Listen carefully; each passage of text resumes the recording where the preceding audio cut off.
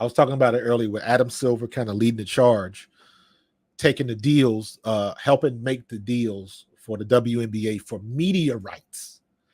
Media rights is what's going to happen because when it's all said and done, we're going to look at this CBS broadcast and we're going to go to the website and we're going to see what the media, what the viewership was. And every game that Caitlin Clark has been in, home or away, her viewership has been close to 1 million almost every time. There's been a few games where it wasn't the fever. I think it's been just one or two. I think Las Vegas game had a game where they were over 1 million. I gotta double check all of that, so don't take me at my word.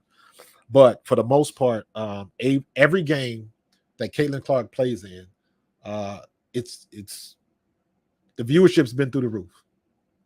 And the reason why it was my opinion that she should have been on the Olympic team is because that's going to drive viewership up because there are people from other countries that are interested in Caitlin Clark. So now you got a global brand. Now you got everybody trying to tune in to see what she going to do. And it's going to filter down to everybody because it's going to be somebody that's out there from another country, another part of the U.S. or whatever that ain't going to like Caitlin Clark. And because she's on TV, they're going to see Angel Reese, so they're going to see Jonquel Jones or Sabrina Ionescu or whoever else, Arike or Rikea. I use this example. When you was a kid and you went to when you went to the theater to see Space Jam, Michael Jordan Space Jam with the Looney Tunes, Bugsy Malone was in that movie. It was a bunch of other players in that movie. Didn't nobody care about them, but they got their piece of the pie because they was in the movie with Michael Jordan.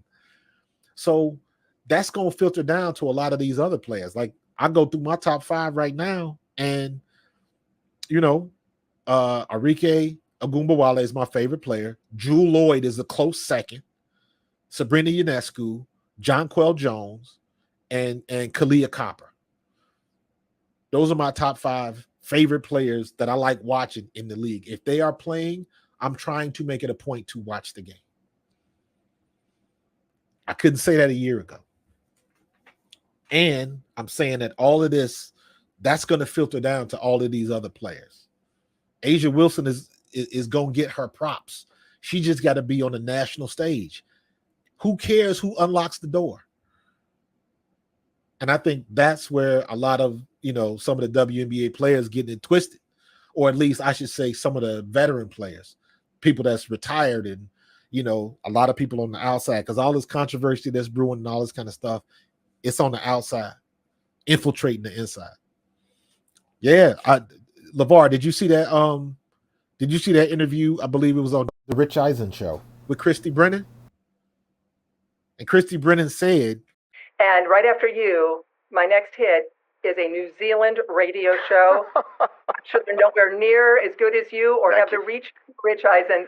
New Zealand, when the guy got in touch, I said, really? What? He goes, we love Caitlin Clark here. We're devastated. And then he even texted me, my mom is devastated.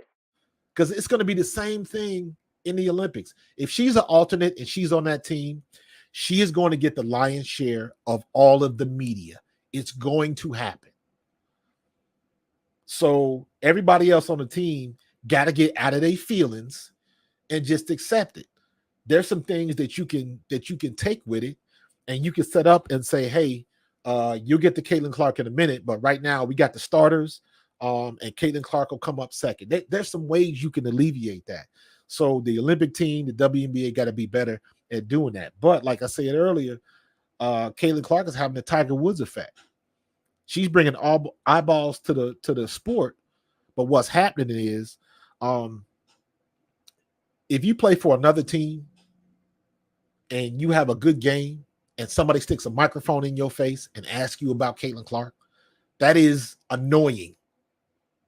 That is very irritating. And the journalists, they don't care at this point. Because if you show that you're visibly frustrated, that gets them more clicks. Because it's not about writing stories no more. It's about the clickbait, the traffic, the digital traffic.